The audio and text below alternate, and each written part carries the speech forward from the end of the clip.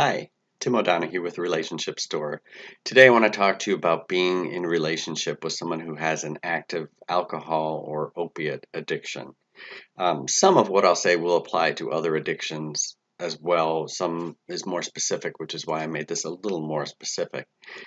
Addiction can be one of the most difficult things for someone to experience, the person going through it, as well as the people who love them. And living with someone who's actively addictive can be mind numbing, painful, sad, frustrating, fearful, many other emotions as well. So if you're watching this, you probably can relate to many of those feelings. So being in a relationship, first I want to start with the outcome. You know, you're here in this difficult part. What you're saying to your partner, they're responding as if it's a completely different reality. You're trying to help them. You're approaching them and telling them what you're seeing in terms of their addiction and the things that it's caused negatively in your lives, but they just don't seem to see it. I understand that. So when I look at the outcome, really with addiction to alcohol and opiates, there's three possible outcomes. One, the person works on the addiction. They get the treatment and the help that they need, and the addiction is treated. Two, the relationship ends. Three is, and it's the least preferable option, is you go on as you've been going on, because there's not an in between. It won't go better after you've gone through efforts for them to try and reduce. Maybe you want them to reduce because you enjoy going out for a glass of wine. But it's important to know that for the addict, they cannot have a drink. They cannot have one painkiller, two painkillers. I mean, that's where it's tough because they're really in pain. So if you've gone through experiences, embarrassing experiences, difficult experiences with your partner, it's time to get them help. So first off, it's not your job to take care of them. So a lot of times living with someone who's an addict can be pressure filled and can feel you're the only one there for them. And I understand that. So I want to say it's not your responsibility. They need help from a professional. There's no doubt. But what you can do as during the time you're with them, a lot of times we well intentionally approach the addict in a way that doesn't work. Demanding, pleading, those are things that don't work.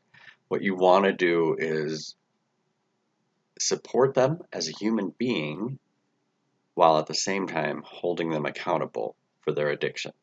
So you've probably had experiences with them where it feels like there's these two separate realities going on. You know what you've seen, you've known the impact of the alcohol on their life, yet they're saying something completely different, and it begins to wear on your brain. You believe it.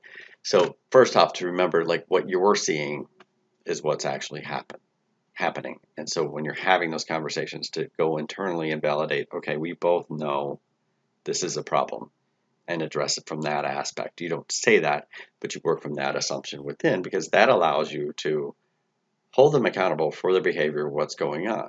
Well, this happened, you don't remember last night. Don't you think that's something to be worried about? I mean, that needs some help. And you don't back off on, like, handing the issue to them in the sense that they have to be accountable, while at the same time supporting them. Like, I know you're going through a lot of pain. You're struggling. This is a burden that you're carrying. You need to get treatment in order to free yourself from this addiction.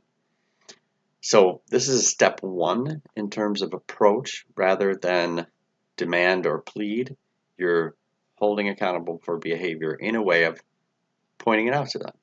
Don't get into an argument about it. If you say you were drunk last night and they say no, don't get into an argument. You know they were. So you act from that assumption. Well, I hope you'll do something to take care of it.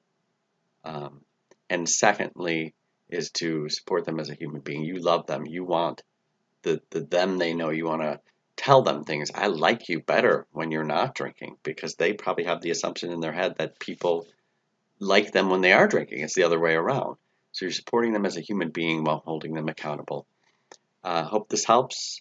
Feel free, as always, to contact me at todonohue@relationshipstore.org, or call me at 630-974-6777. Relationship Store Counseling and Coaching Center is located in Burr Ridge. Thank you.